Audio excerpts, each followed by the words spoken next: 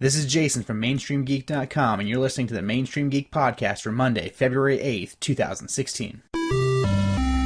What's up, guys? Just a few reminders here off the top to get us started. Visit MainstreamGeek.com to find all the places on the internet that I can be found. Follow me on Twitter at MainstreamGeek. Like my page on Facebook by searching Mainstream Geek.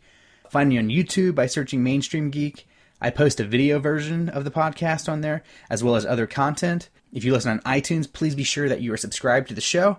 And if you could, please take the time to leave me a rating and review. That helps me move up in the charts and helps me get found by other listeners so I can grow the show.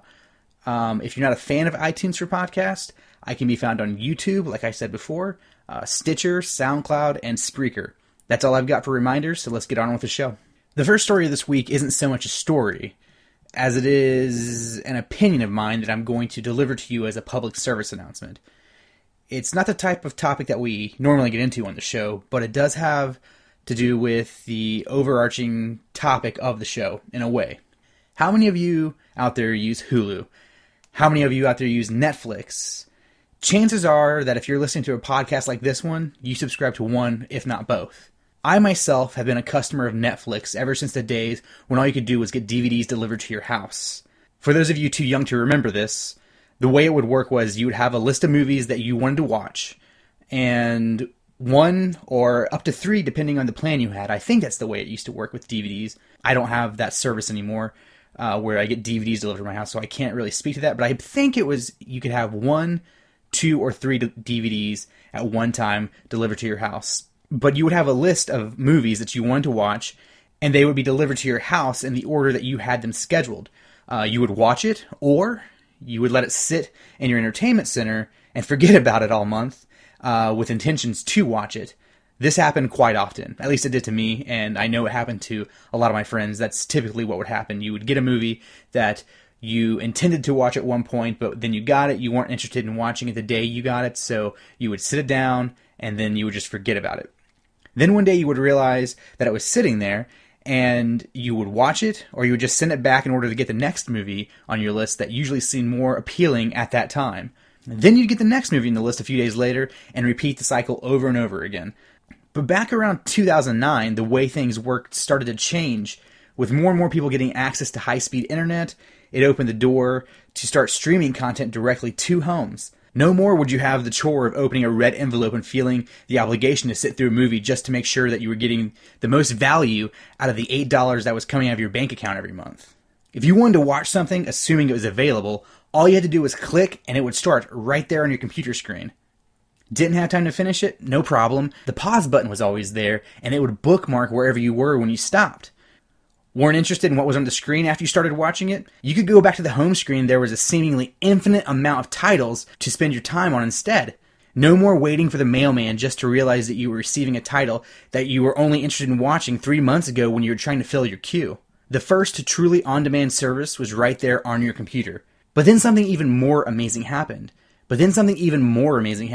Devices started popping up that allowed you to view the content on the giant screens that we all suddenly had in our living room. TVs were being made with Netflix built into them. Other streaming services like Hulu started popping up for the untapped market of next-day streaming of current TV seasons, which sparked competition, driving Netflix to develop their own series for their service, which in turn drove Hulu to obtain more streaming rights to current TV shows, inspiring even more services into creation with their own original and third-party content. These services started to prove that the old model of content delivery, cable, was on its deathbed.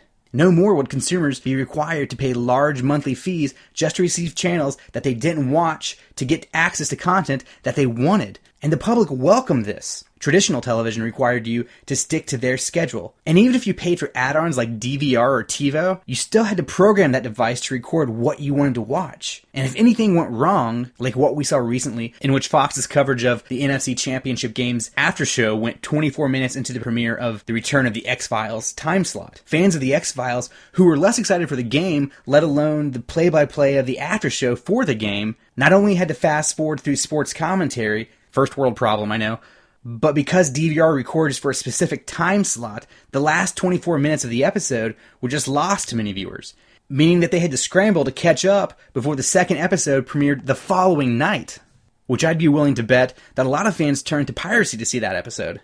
A quick side note on piracy that goes along with this. In the years leading up to HBO releasing its own non-cable connected service, HBO Now, the most pirated show on the internet was Game of Thrones. But the last season of Game of Thrones, which came out after HBO Now, saw a dramatic decrease in piracy in every country except the areas where the service was not offered. Just some food for thought on that one. But back to the problem with DVR. If something like what happened with the premiere of The X-Files happened, which happens often, you're just out of luck. So though DVR works as a way to get programming you wanted on your schedule, it doesn't work in a world where people demand things on their schedule or a world where things can go wrong. Services like Netflix and Hulu solve this gap in the public's desire by giving you what you want when you can take it with zero work on your end. In a world where your phone can make decisions for you based upon your GPS location, these online streaming services fit the public's wants in a way that traditional cable just can't and never could. But unfortunately, that could soon all change. On Thursday, Time Warner Cable announced that they plan to buy a 25% majority stake in Hulu because they believe that, and I quote, "the presence of full current seasons on Hulu or anywhere else outside the bounds of pay TV is harmful to its business model because it contributes to people dropping their pay TV subscriptions and cutting the cord." Just in case you don't quite understand what that statement from Time Warner means, let me break it down for you. Time Warner's business model looks like this. They make money off not only your subscription to their service, but how much of that money they get to keep away from channels that are part of the packages that you buy. So if a channel like, AMC makes a show like Better Call Saul or The Walking Dead, and AMC sees that in the future it might be more viable to go with a streaming service rather than go through Time Warner or Comcast, they might decide to go straight to the consumer through a service like Hulu or a streaming service of their own instead of negotiating how little of a piece of their own pie that they have to give away to Time Warner or Comcast. You see, cable companies don't really make content. They own a few networks here and there, but those networks come as part of the standard cable package that you buy when you buy any cable package from them. So they're not really upselling you to get those packages. Cable companies are pretty much just a content delivery network, just like Hulu or Netflix. So they like the way things are now. They don't want to shift away from their way of doing things to the way of the New Kids on the Block. Not the band, but the New Kids on the Block being Hulu or Netflix. So Time Warner's plan is to buy a large stake in Hulu and make it so current season TV shows are not available on Hulu any longer, meaning that Hulu's draw, the ability to watch shows that you want the next day while they're still in the current season, goes away. There wouldn't be a place in the world for Hulu anymore. Now, I have no problem with a company looking out for their own bottom line. That's what companies are supposed to do. That's what keeps the economy going, keeps people in jobs. So there's nothing wrong, in my eyes, with a company exploring ways to keep itself profitable in a changing landscape, but I do have a problem with a company buying just enough of a piece of another company to make sure that it fails so that they can succeed. And that's the problem with companies as large as Time Warner. They can afford to lose $1 billion here or $1 billion there just to be sure that they can make several billion in the future. By Time Warner doing this, they're pretty much not only holding you hostage by saying, if you want this, it has to be through us, but they're holding networks hostage by saying, if you want to make money, it better be in a way that makes us money too. And that's wrong. It's unethical. It's evil. And I'm no lawyer, but I'm pretty sure it's illegal because of monopoly laws. But laws don't always matter to a company with that much money because they have the money to pay whatever fines come their way from doing something wrong. I'm going to be honest for a minute. I used to pirate everything. Everything. My excuse was always that I was sick of paying hundreds of dollars for content that I only wanted a small portion of, or that wasn't up to par, or was only partially good. There was content that I wanted, but there was no reasonable way for me to obtain it. But with the recent growth of subscription services, I've added to my Netflix subscription a subscription to Apple Music. For $15 a month, my wife and I can ostensibly get any music we want, anytime we want it, anywhere we want it. And just like Netflix caused me to stop downloading movies illegally, Apple Music has completely gotten rid of my need to steal music. And I'm happy to pay the money. 4 months ago, I got an email from Hulu that said they began to offer a service where you could pay a little more a month to get their service without commercial interruptions, which is something I always disliked about the pay service from Hulu. Why would I want to see a commercial on a service that I'm paying a monthly fee for? It's just like cable again. So now I happily pay $12 a month to Hulu. The same can be said for HBO, Amazon Prime, YouTube Red. I have all of those. So now for a total of, what's the math on that? It was $8, $12, a total of about $50 a month. I get all of the content that I want out of a cable service that I was previously paying $120 a month for when I did have cable. Does this kind of illustrate why cable companies might be a little scared of the evolution of things at the moment? We live in a world where media has become part of the culture, so much so that we watch shows that talk about the shows that we watch. It's what we talk about with our friends. It's what we use at the end of the day to relax and unwind from the long work day. And in this connected world we live in, if you enjoy something, it's available to you whether you want to pay for it or not. If you offer me a way to consume your media in a way that I want to consume it, you have my money. And I'm sure that I'm in a majority of people that feel this way. Now, I'm sure you're asking, why am I telling you this? And that's a good question. There isn't a lot that can be done about it. In the end, it seems like if Time Warner Cable wants services like Hulu to go away, they'll get their way. But that doesn't mean you shouldn't have your voice heard. Now, the best way to go about this would obviously be to call up Time Warner Cable and cancel your subscription to their service. And when they ask why, tell them that you don't agree with the way that they do business. And then go the route that I did and sign up for all the services you want and save yourself a boatload of money. But for most people, that's too big of a change. That's not going to happen. The next way would be to simply write Time Warner Cable an email and let them know that you disapprove. Again, this probably won't do much because they know that if they bring down enough services like Hulu or if they move on to Netflix and it happens to them, you'll have no choice but to use them as a provider for your media. So they're kind of in a win-win situation here. I'm really just here to deliver this message to educate you on your choices and hope that if we spread the message, it will become loud enough that whatever comes out of all of this, at least Time Warner will know what we, their customers, are looking for. What do you think of this? Do you use Hulu? Does the prospect of Hulu's ability to deliver the content that you want being affected concern you? Would you keep your Hulu subscription if next day, same season content was cut out? I'm interested to hear what people have to say. Find me on Twitter and Facebook at Mainstream Geek, or email me at jason@mainstreamgeek.com. All right, that's enough of my high horse for this episode. Let's jump into a story real quick. What can we kill off the rest of this one with? If you guys ever hear this noise, that's a water bottle because my mouth gets so dry while recording these that I drink about 5 bottles of water while we're recording this. So that's also why you hear this wet noise when I'm talking a lot because I'm drinking so much water. But what can I kill off the... Oh, you know what? Actually, I have another little thing here that I think we can get into. According to Bryan Singer, the X-Men movies won't replace Hugh Jackman anytime soon.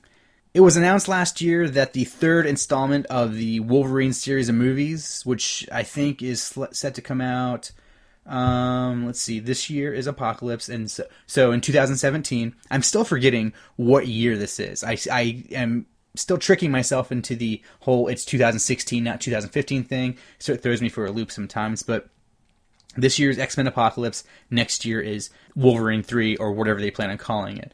But it was announced last year the third installment of the Wolverine series of movies would be his last appearance as the character, which would make sense with the direction that the X-Men series is headed and needs to continue with. Let's look at how Hugh Jackman became so important to the series and why it may or may not be possible to continue without him. You see, what year did X-Men, the original, come out? I think it was, I was getting ready to graduate high school, so it was 2000, because I still remember going to see it. Great movie. But the series started off with a bang with the first X-Men movie. Some people say that it was the birth of the modern superhero movie, leading way for movies like Spider-Man in 2002. Actually, I think that movie was the beginning of the original superhero craze, which kicked off Spider-Man, Spider-Man 2, Daredevil, the first Hulk movie. There was a whole shitload of superhero movies back in the early few years of the 21st century, 2000 to 2003, most of which were bad, but there was a whole mess of them. But Batman Begins is often clumped in with Spider-Man, X-Men, as the gritty reboots, or not reboots, but gritty versions of these stories that were brought to life on the screen. So, X-Men 1 started off with a bang. It was looked at as the godfather of them all. And it was followed up with an equally good, if not better, X2. X2 was a shining star when it comes to sequels. It's very rare that in an action movie franchise, you get a sequel to the movie that's not, well, I don't want to say better, because X-Men 1 was pretty good, but X2 was, you know what, it is better. It's a better movie, but without taking away from X-Men 1. So X2 was great. It's rare that you get a sequel that is that caliber of a movie. But both these movies were incredible hits, bringing in a collected, you know what, I don't know, let me, for accuracy, look it up on Box Office Mojo.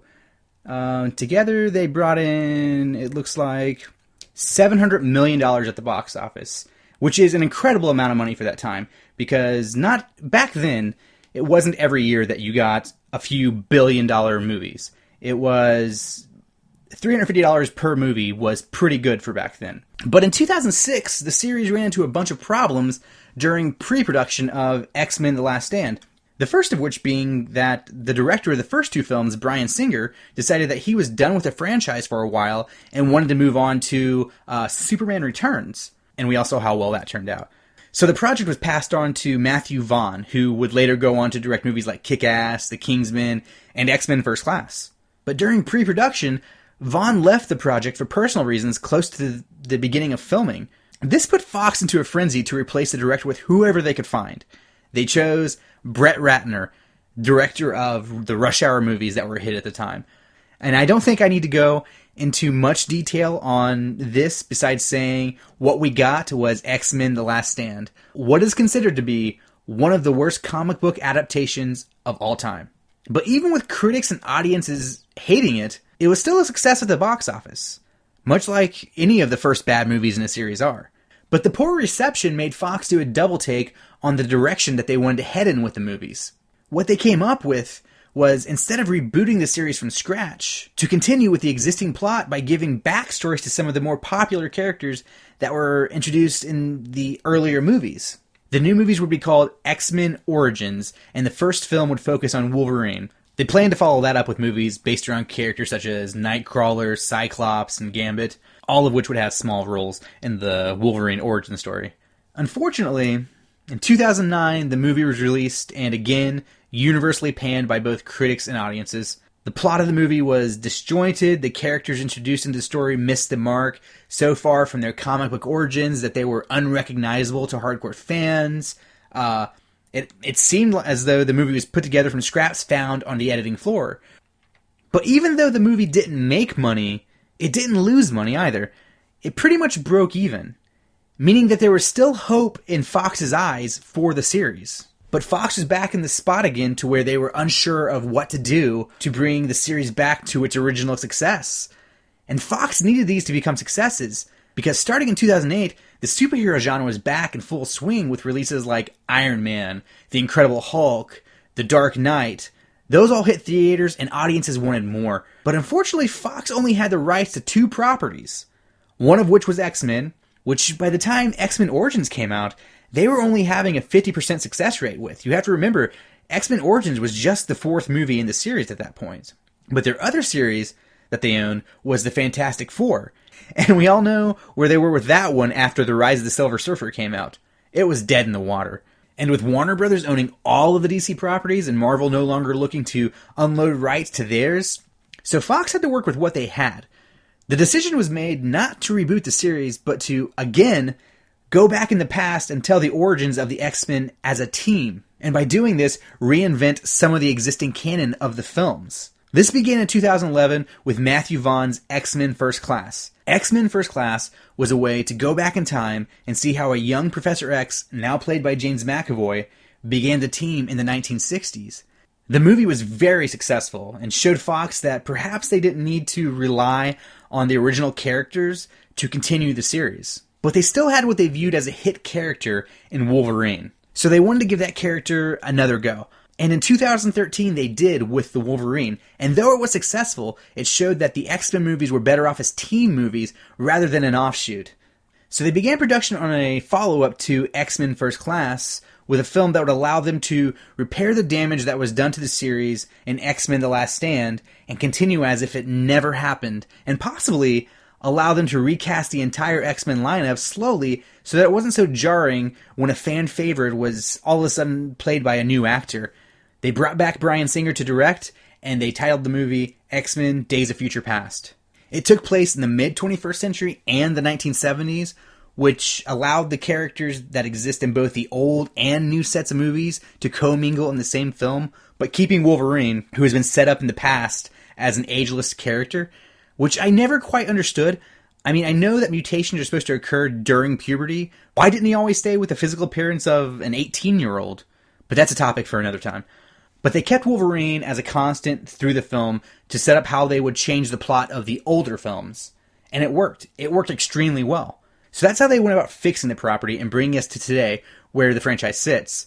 All the pieces are set back up to move around the board however they choose to move them. But can the series really move on without Wolverine? There's only really been one movie where he hasn't been the focus of the film, or one of the focuses of the film. So no one can really say one way or the other if Wolverine is needed to fill out an X-Men film.